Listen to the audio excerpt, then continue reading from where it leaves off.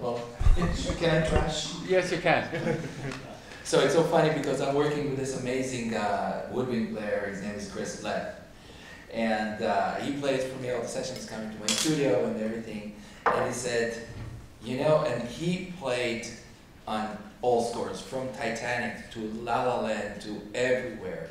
And he said, you know what's the real difference between film composer and game composer? And I said, like, ooh, let's see a woodwind player say it. And he said, a game composer actually writes the music. So I hope it's not too cynical. The film composer, the assistant writer.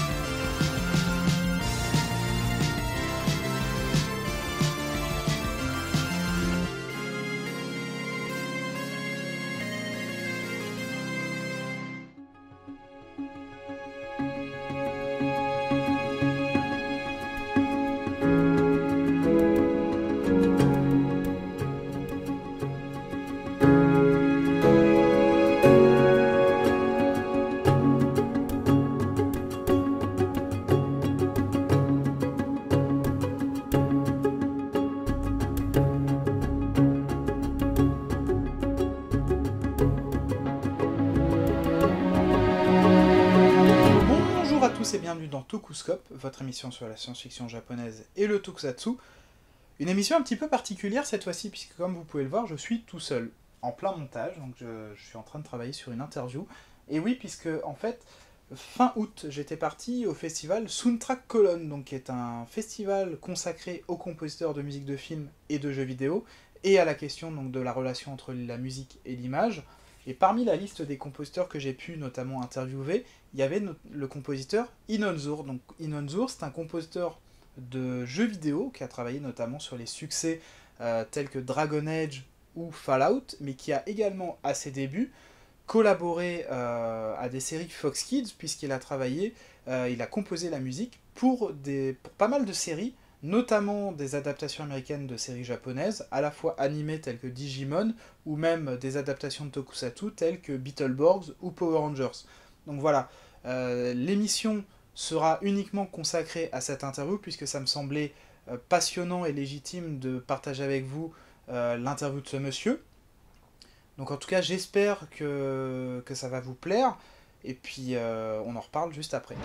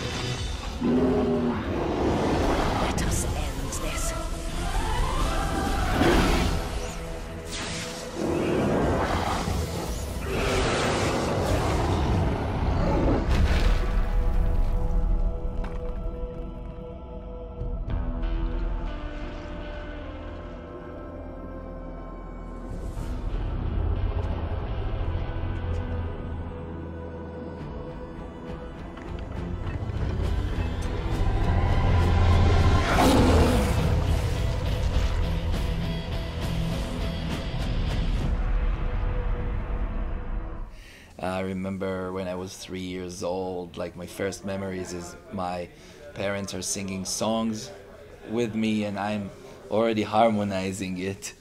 In our house there was a lot of classical music played all the time, so I got to listen to a lot of music, you know, throughout my very early childhood. I started playing piano when I was 8 years old, and right away started to compose simple songs. That was what I really liked to do, more than playing like classical stuff, just to write. Later on, you know, I've studied a lot of music during my youth and my teenager years. I was recruited to the Israeli army when I was 19, and I served for 4 years in the army as a tank commander, so nothing that has to do with music. After I was released from the army, I've kept on pursuing my dream, and I came to Los Angeles to study music. I studied music at the Grove School of Music and then at UCLA. And from there on, I was starting to work. I think that the first time I actually noticed and fell in love with music for media and movies was when I saw the movie E.T. And I remember coming out of the theater singing the theme and like felt so excited, and I really was dreaming to do something like that, and that people will, singing my melodies one day. I understood that Los Angeles is a great place for, merge into the industry and work in the industry. Many or most of composers live in Los Angeles for media. So I was really happy to do this move, although I miss my country and my family. But it was a sacrifice that I feel really fulfilled a dream of my life. Henry Mancini was giving lectures and guest artists at the school I've learned, at Grove School of Music. He's quite an impressive person, but not only Henry Mancini, other amazing composers were in this program, and I was very, very fortunate to learn from these big people.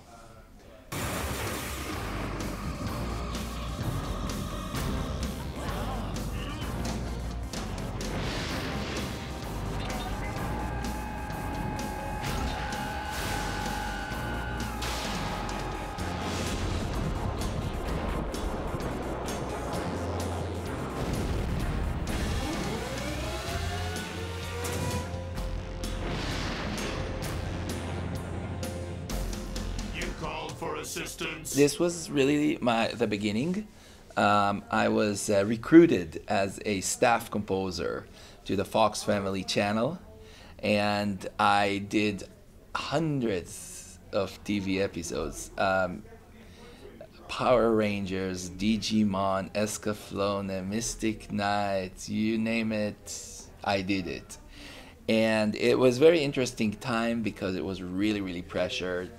I had to compose 2 episodes in 1 week. That means about almost 40 minutes of music every week. And this is like working like crazy. It was a boot camp, but I've learned so much during these times.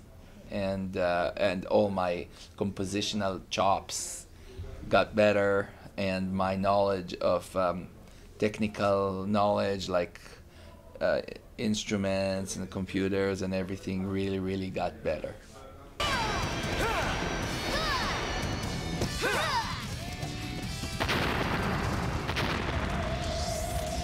Fire in the hole! Mantrons at high noon! Beetleborgs, you are going down! Let's do it!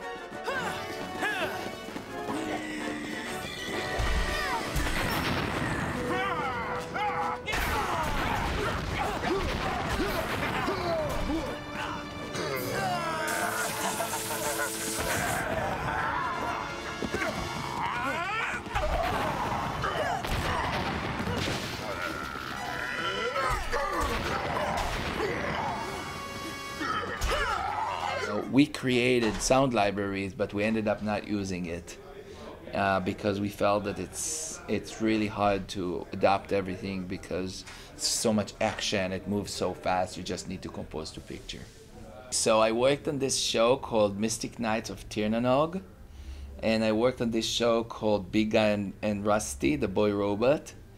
And these 2 shows actually had budget for like instruments, for live instruments. So every week I would write it, I would record, sometimes 2 episodes a week. So it's writing, recording, writing, recording. And it was really, really tough, but it improved the level of the production by a lot. Live orchestra and live instruments always make such a huge difference.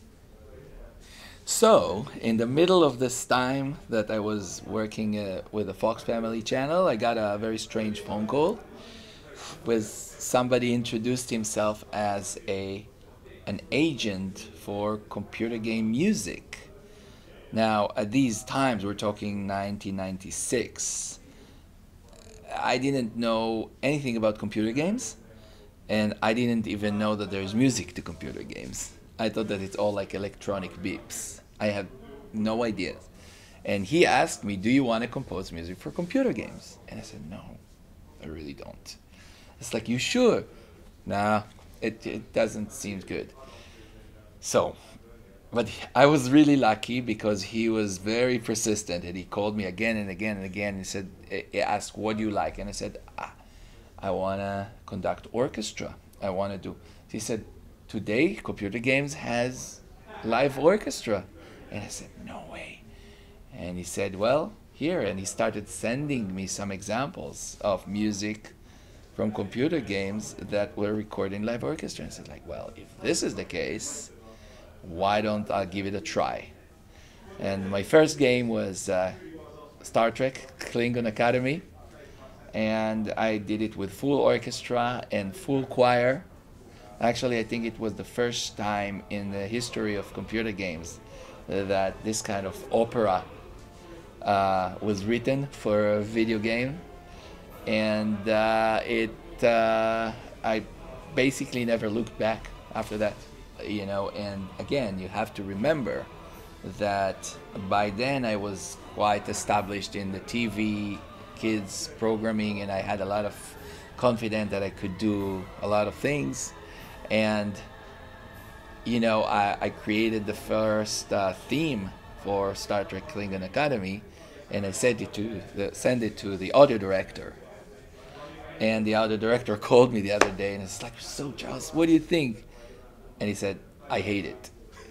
And that's how I started in computer games. But he is now a very good friend of mine, by the way, and we were working together for many, many, many years, but we always remember that and laughing. So Dragon Age was a really important game for me because many reasons, but one of the reasons is actually Dragon Age was the first game that I've introduced songs that were composed and recorded specifically for the games. Many games using already existing songs, but I actually composed music and the songs for Dragon Age and recorded them. I featured singers, sometimes even we used like famous singers like Florence and the Machine, and that sang for us on Dragon Age 2. And basically it was very important step in my career because I've learned how to incorporate melodic assets into the symphonic music and also with songs.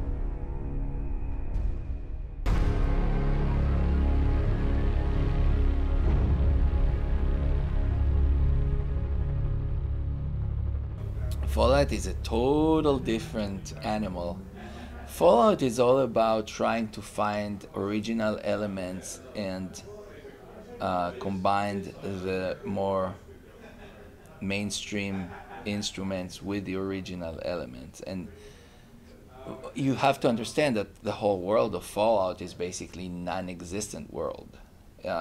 It's a parallel reality. You know, the world stopped existing in the 1950s, but then evolved.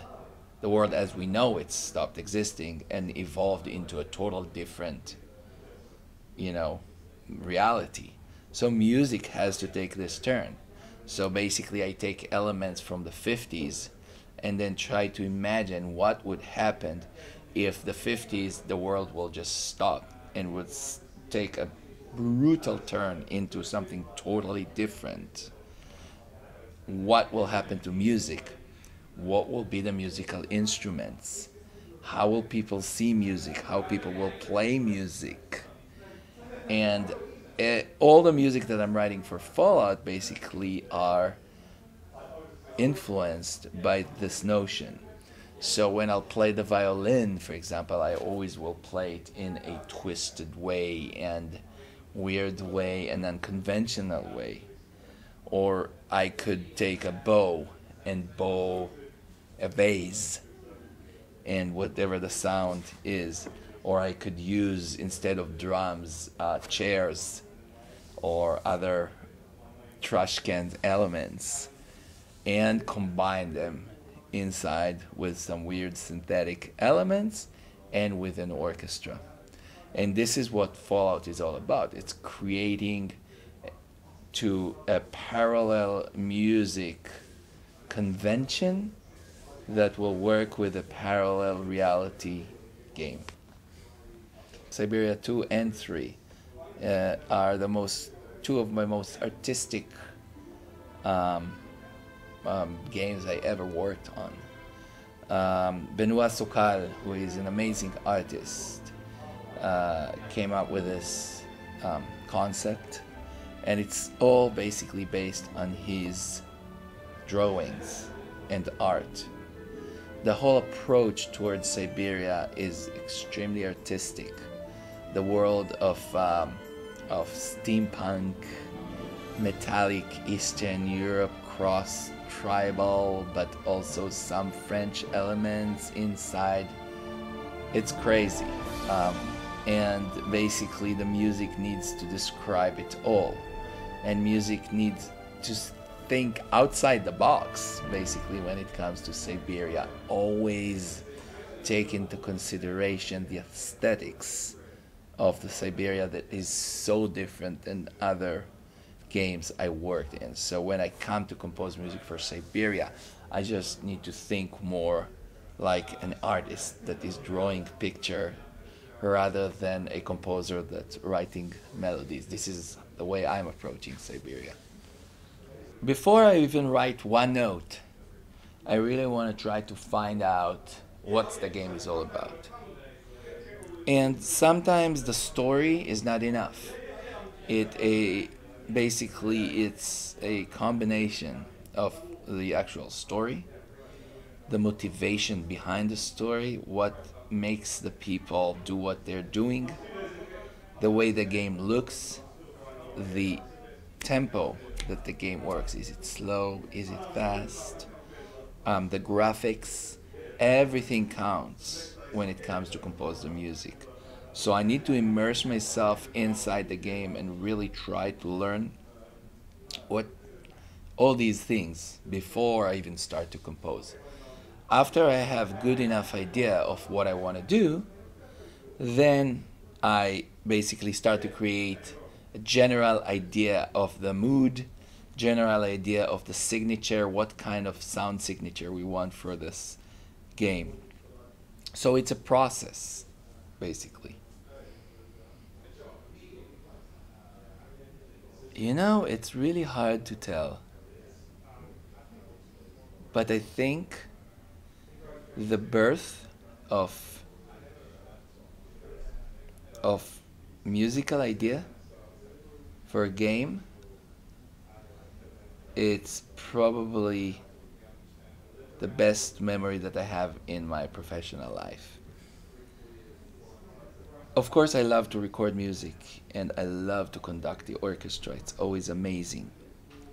But nothing beats the moment when you suddenly have an idea and you think, oh, that might work, and you start to develop it, and it's like a birth of something new. And I think that throughout the days I could listen to all music that I wrote, but when I hear it, I almost could smell the smells and feel the feeling that I felt when I composed it. It really brings me back. So these are very, very strong memories. If you are a composer, and I was growing up as a classical composer and this was my education, then there is no difference between composing to synthesizers and composing for your orchestra. You always think in classical terms. So either you mock it up with synthesizers and, you know, strings, horns, woodwinds, percussions, whatever, and you play it yourself. But the thinking is totally classical thinking and orchestral thinking. So every time I write something, if it's orchestral, I will imagine the orchestra play it, and if I have a budget for it, then I'll record the orchestra, and if no, but it doesn't really matter.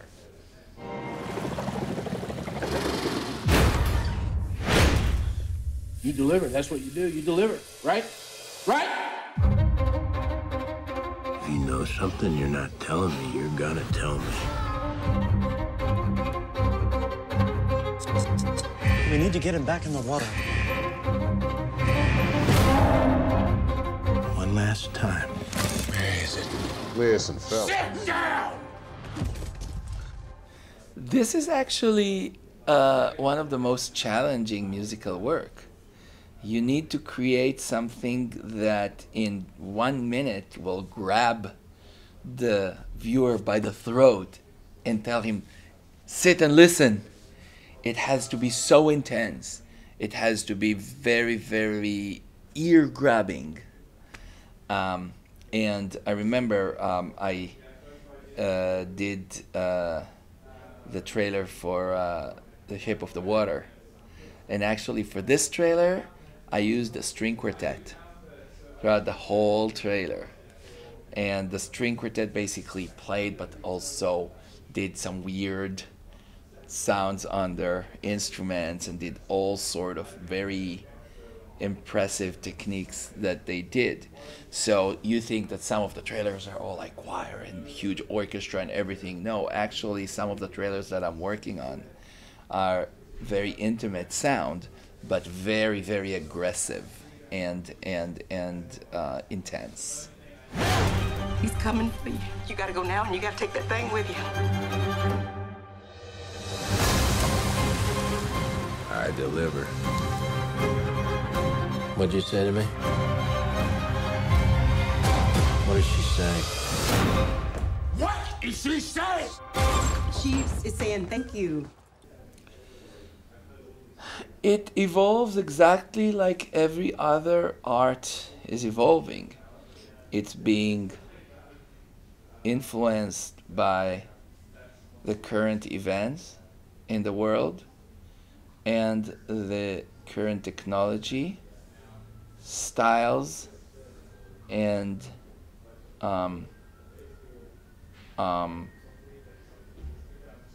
conventions, basically.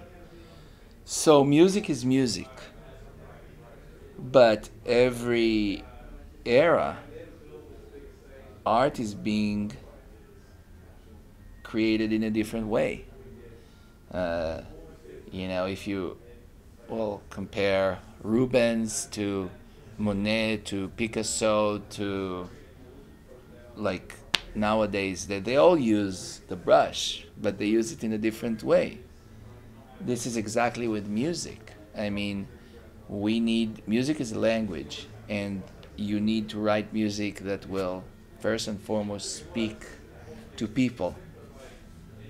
So understanding people, understanding what people really like and how to connect with people is basically our mission, and this is how music for games and for movie evolved, basically.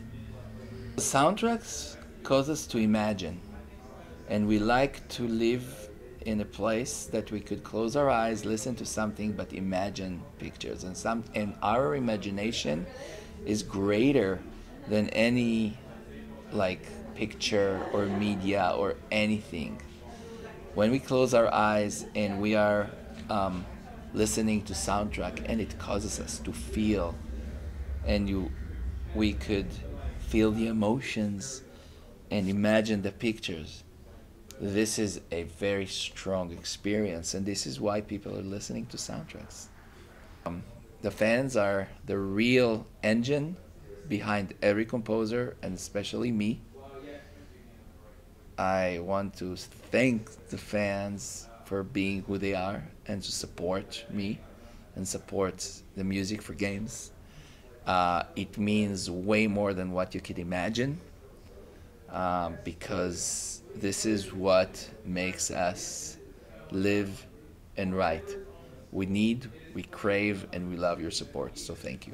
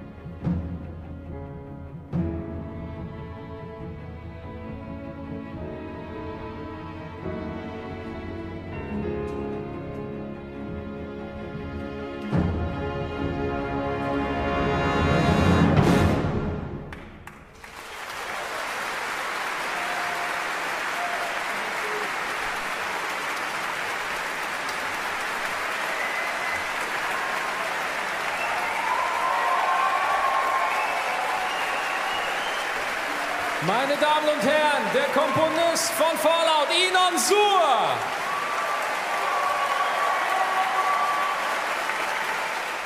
Et voilà, donc j'espère que cette interview vous a plu. En tout cas, moi j'ai pris vraiment beaucoup de plaisir à pouvoir interviewer Monsieur Inon Zur, à pouvoir parler à la fois de son travail pour les jeux vidéo, mais également de ses débuts, puisque ça me semblait légitime d'en parler avec lui. Et en tout cas, il a un point de vue assez intéressant sur cette époque. Si jamais vous passez par le festival Soundtrack Cologne, allez-y, franchement c'est vraiment top, vraiment c'est la première fois que j'y allais et je suis pas déçu. Par contre c'est vraiment très professionnel, c'est-à-dire que les compositeurs sont pas là pour faire leur promo, ils sont vraiment là pour expliquer comment fonctionne leur métier et comment ils composent leur musique. Pour la petite anecdote, quand je suis arrivé, je suis resté surpris par voir un compositeur en pleine conférence, vraiment ouvrir son fichier Cubase pour nous montrer comment étaient alignées et fonctionnaient ensemble toutes les lignes d'instruments. C'était vraiment super sympa. Je tiens à remercier vraiment le staff de ce festival, surtout donc l'attachée de presse Christina Dittmer, qui vraiment a vraiment permis qu'on fasse un travail de qualité avec ces interviews-là. Également, un grand merci à monsieur Greg O'Connor-Reed, qui est donc l'agent de monsieur Inon Zur, qui a accepté qu'on puisse faire ces interviews. Franchement, c'était vraiment top et super sympa de sa part. Donc je remercie vraiment toutes ces personnes. Donc en tout cas, comme je disais, si jamais un jour vous passez par là, allez-y, parce que vraiment c'est super sympa. En tout cas, la prochaine fois, donc à la fin du mois de septembre, on se retrouvera à Sorgue avec les acteurs de Jiban et de Metalder, donc monsieur Hiroshi Tokoro et monsieur Seiko Seno. Donc ils viennent dans cette convention, donc Comic Game 2, il y aura également Michel Barouille, donc on ne présente plus, qui est l'interprète d'énormément de génériques de séries. Il y aura l'illustrateur monsieur Garcin, donc qui est dont on vous avait déjà parlé aussi. Il y aura Alexis Talon, donc, qui est un illustrateur qui a signé aussi l'affiche du festival qu'on ne présente plus. Enfin, il y aura vraiment beaucoup de monde et ce sera vraiment l'occasion de tous se retrouver autour des acteurs. Ça risque d'être très intéressant, très très fun, donc en tout cas, si vous avez l'occasion, n'hésitez pas à venir nous voir, ou même surtout à voir les acteurs, ce sera super, super cool de votre part, et je pense que vous allez vraiment passer un bon moment. En tout cas, peut-être à Sorgue, quoi qu'il en soit, prenez soin de vous et transmutez-vous.